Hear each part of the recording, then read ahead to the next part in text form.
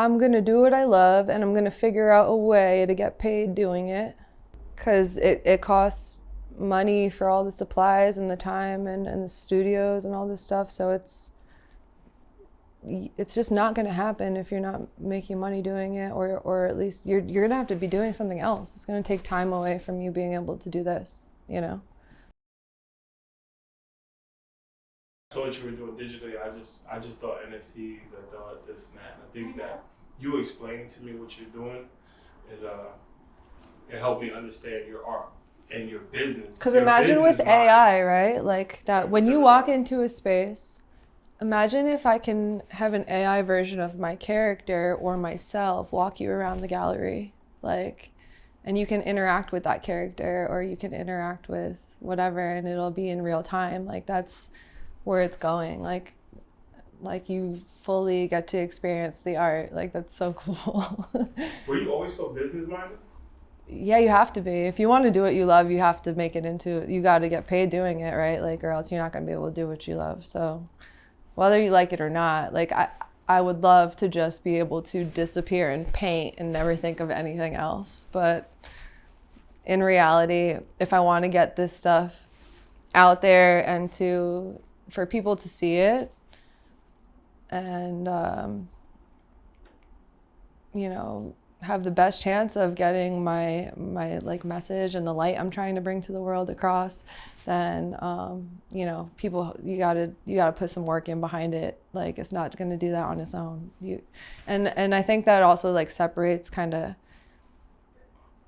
the more successful artists from those that maybe don't get there, is that you do need to focus. It's a business, like, at the end of the day, whether you're the one running it or you get someone on your team to be that person or whatever, but you have to do it if you want to, you know, if you want to be able to do this for your whole life, you have to do it. You have no choice.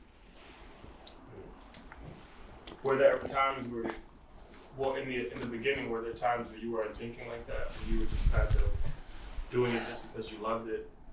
I always do it because I love it. Like, even if I wasn't getting paid, I would still paint.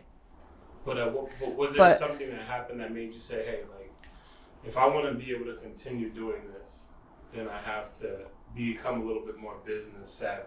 No, it was more like, I'm going to do what I love, and I'm going to figure out a way to get paid doing it, because it costs money for all the supplies and the time and the studios and all this stuff. So it's just not going to happen if you're not making money doing it, or at least you're going to have to be doing something else. It's going to take time away from you being able to do this, you know? So I'd rather like take that time that I'd have to be doing something else, focus on business, and like make it so that at least when I am putting stuff out, it's the most impactful that I can make it. But no, I think I was always like, you know, good with numbers and stuff like that. It's more so like, I think like the growing pains of like the art world type of thing, or just entertainment industries, you know, just kind of learning the landscape and, you know, the tendencies of people and those kind of things, galleries, and just how things work.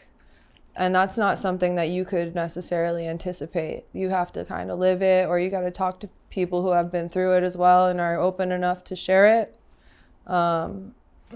But that was, you know, the more it's like, but I don't think there's any way around it. There's got to be like time put in, like, and you're gonna take some L's on the way, and you're gonna have a lot of wins too. But that's how you learn. Like, no matter how much I can tell a new artist this or that, they're gonna go still through their own stuff. Like, that teaches them their lessons. So that's an important part of growth. And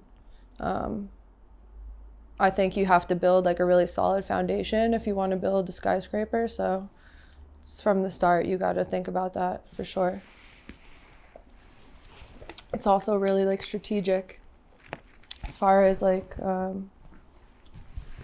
getting your prices to be where you want them and those kind of things. It's really strategic. So no matter how much you love painting, you still have to think about those things inevitably. Yeah.